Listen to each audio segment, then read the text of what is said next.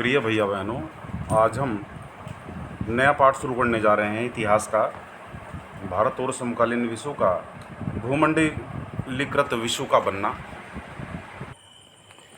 पिछली क्लासेस और हमने एक विषय पे बार बार चर्चा की है, वैश्वीकरण। वैश्वीकरण क्या चीज़ है? पूरी दुनिया का एक हो जाना ही वैश्वीकरण है। और दरअसल वैश्वीकरण का नाम ही दूसरा नाम जो है भूमंडलीकृत विश्व बनने की प्रक्रिया है।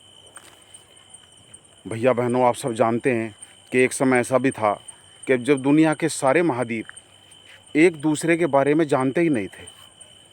फिर ऐसा क्या हुआ, कब हुआ, किस वजह से, किस कारण से वो एक दूसरे को जान पाए कि हाँ, जैसे कोलंबस जो है भारत की खोज करते करते अमेरिका पहुंच गया था और एक नए महाद्वीप की खोज हुई, तो उसी प्रकार से सब महाद्वीपों ने एक दूसरे को जाना और एक दूसरे की अच्छी चीज़ों को अपनाया, बुरी चीज़ों को भी अपनाया। इसी का नाम भूमंडलीकृत विश्व का बनना है। अनेक कारण रहे एक दूसरे महाद्वीपों में लोगों के जाने के, कभी व्यापार से, तो कभी काम की तलाश में, कभी दुनिया को जीतने के लिए, तो कभी पैसा कमाने के लिए। अलग अलग कारण रहे। इतिहास के उस दौर में मानव समाज, पानी के जहाज़ की खोज हुई और समुद्र की यात्राएं होने लगी। समुद्र की यात्राओं से लोग दूसरे महाद्वीपों में पहुंचने लगे।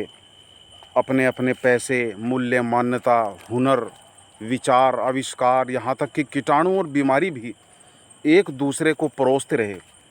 3000 ईसा पूर्व में समुद्र तट पर होने वाले व्यापार से सिंधु घाटी की सभ्यता उस इलाके से जुड़ी हुई है, जिसे आज हम पश्चिमी एशिया के नाम से जानते हैं।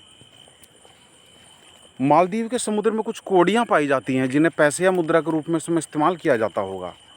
ये भी चीन और पूरे अफ्रीका तक पहुँचती रही हैं। ये चित्र आप देख सकते हैं। इस चित्र में हमें दिखाई दे रहा है कि किस प्रकार से नाव से लोग जो है एक जगह से दूसरी जगह पर यात्रा कर रहे हैं। और ये चित्र पश्चिमी तट के क्षेत्र में पाई गई 9वीं सदी के बाद की स्मृति शिला पर जलपोतों की तस्वीरों से उस काल में समुद्री व्यापार के महत्व का पता चलता है। यानी कि लगभग सन 1000 का ये चित्र है। इससे हमें पता चलता है कि उस समय समुद्री नावों का क्या महत्व था।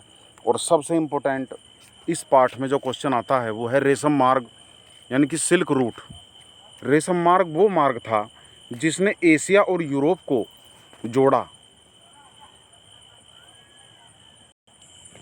दरअसल इस मार्ग को रेशम मार्ग इसलिए भी कहा जाता है क्योंकि चीन देश से रेशम यानी सिल्क इसी मार्ग के द्वारा पश्चिम यानी कि यूरोप को भेजा जाता था, इसलिए इसका नाम रेशम मार्ग पड़ गया। यही वो मार्ग था जहां 15वीं शताब्दी तक इसी रास्ते से चीनी पोटरी जाती थी यूरोप में, और भारत व दक्षिण पूर्व एशिया के कपड़े और मसाले दुनिया के अन्य भागों में पहुंचते थे। वहीं दूसरी ओर यूरोप से सोने और चांदी जैसी कीमती धातुएं एशिया में आती थी। इस प्रकार से दोनों ही महाद्वीपों में आदान प्रदान चलता था। और ईसाई मिशनरी अपने धर्म का प्रचार करने के लिए एशिया में इसी रास्ते से आई, और मुस्लिम धर्मोपदेशक भी इसी रास्ते से दुनिया में फैल गए। आज जो हम देखते हैं पूर्वी भारत में उपजा बौद्ध धर्म, आज कितने देशों में आज बौद्ध धर्म है, ये केवल सिल्क मार्ग का ही जो है एक नतीजा है, परिणाम है। शेष कल।